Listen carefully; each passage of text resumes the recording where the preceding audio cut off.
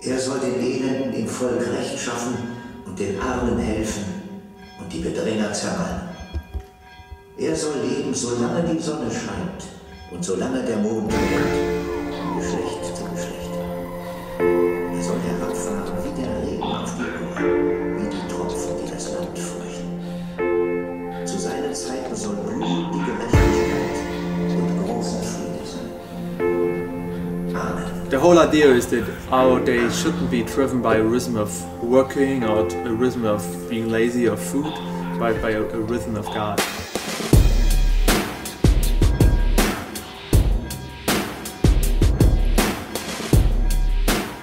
The people around here see that 5 times a day we come from the school walking to the church and they ask us, what you're doing 5 times in this church every day?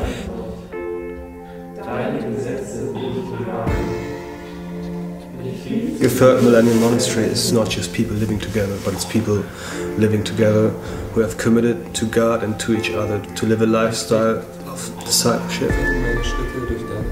It's not that catchy, is it?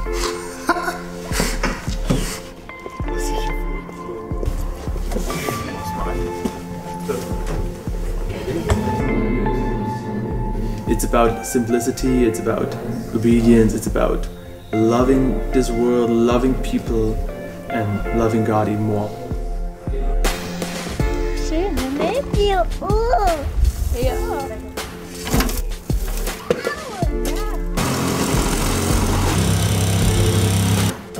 Ich sehe es.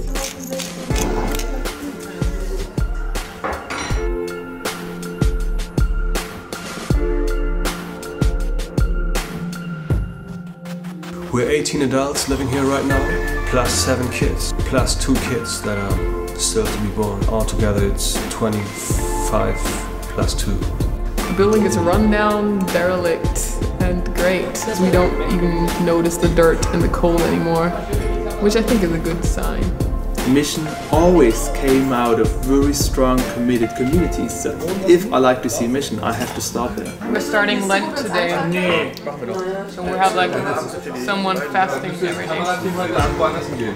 It's challenging to get to know people closely that you wouldn't really choose maybe as your flatmates. That's not always pleasant, but now we're at a point where we're all pretty surprised that we've kind of become friends, even though it seemed kind of unlikely in the beginning. And I think we all can't really imagine going back to like normal apartments.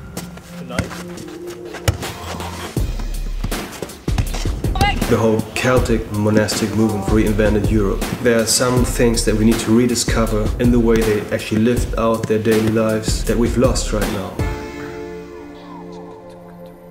Here in East Germany, they have no idea about Jesus, about the gospel, about why we celebrate Easter or Christmas. 80 is maybe the average age in this village, but why in a village with 800 people? We didn't know how they would react to us, because it would be very understandable. They would be very suspicious towards us. Normally, when you moved into a small village, the people are really afraid. When they know that you're a Christian, they're totally afraid and think, oh, they are sick. I think they really appreciate it because there's basically nothing here kind of in free time activities. We have to learn, like the old monks did, that prayer is just walking, living completely an ongoing talk with God.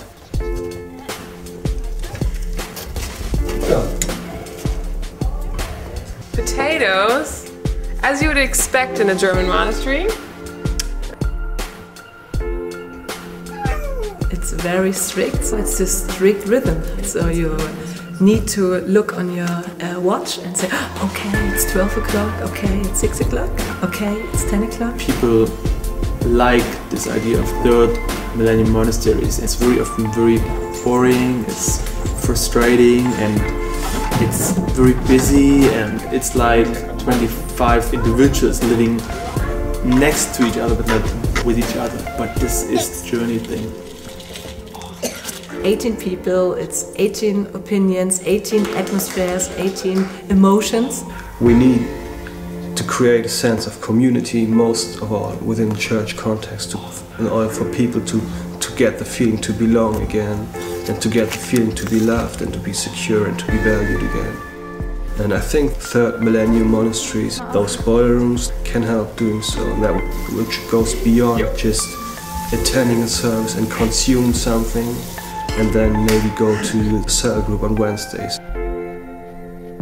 Following Jesus in a community setting means to walk behind him, and this might be slower than our image-driven culture allows us. You're not in a job or you're not in a church, you're in a community, you live together. It's alive, you know, and everybody is looking and desperately searching for a community he can join in with all its ups and downs. Prayer is not supposed to be cut down to prayer times. Your whole day is supposed to be a prayer. Whatever you do is supposed to happen in connection to God and in connection to what He wants you to do and connection to your calling.